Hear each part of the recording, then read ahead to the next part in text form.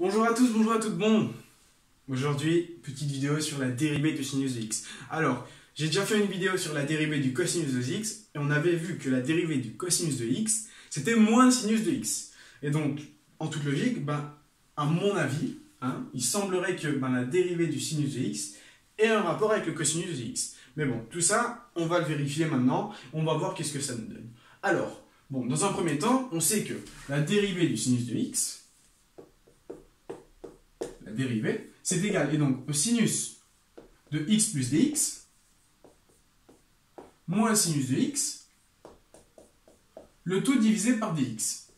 Ceci, c'est la définition de la dérivée. Ok, et donc on a sinus de a plus b, on va tout simplement utiliser la formule d'addition des sinus. D'accord? Donc, je sais que le sinus de a plus b, c'est égal au cos de a fois le sin de b, plus le cos de b fois le sin de a. Ok? Donc j'ai une alternance, j'ai le cos de a ici, le cos de b ici, le sin de b ici, le sin de a et j'en plus. Ok? Et donc maintenant on va calculer le sinus de x plus dx. Alors le sinus de x plus dx, c'est le cosinus de x multiplié par le sinus de dx plus, et donc le cosinus de dx multiplié par le sinus de x. Non, de dx, pardon. Ouais. Cosinus de dx multiplié par le sinus de x. Ok, on va voir qu'est-ce que c'est égal que ceci. Alors, on va déjà le remplacer, et donc on va avoir cosinus de x multiplié par le sinus de dx plus le cosinus de dx multiplié par le sinus de x moins le sinus de x. C'est bien ce qu'on a. On a bien le sinus de x plus dx, tout ceci, qui est égal à tout ceci. Ok? Et je dois bien soustraire le sinus de x à la fin. D'accord? Et donc tout ceci, je vais le diviser par dx. On va voir qu'est-ce que ça nous donne. Alors, bon, super. Qu'est-ce qu'on sait? On sait que, en soi, on a vu que lorsqu'on avait le sinus de dx,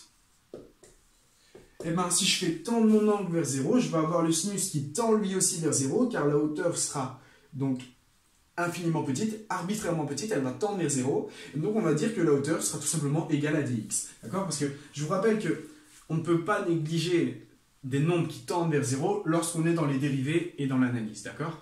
Alors, à ce moment-là, on a que le signe de dx, c'est dx. Ok? Parce que si je prends mon cercle trigonométrique, si je prends un angle infiniment petit ici, le sinus sera lui-même aussi infiniment petit. D'accord? Donc j'ai le sinus de dx qui est égal à dx.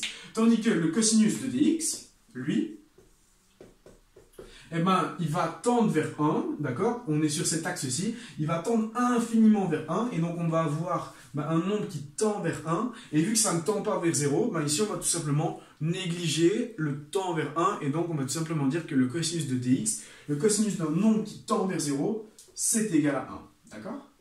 Et donc, on a ici sin de dx qui est égal à dx et cos de dx qui est égal à 1. Ok, comment on va pouvoir simplifier tout ceci? On va tout simplement réécrire tout le reste. On va avoir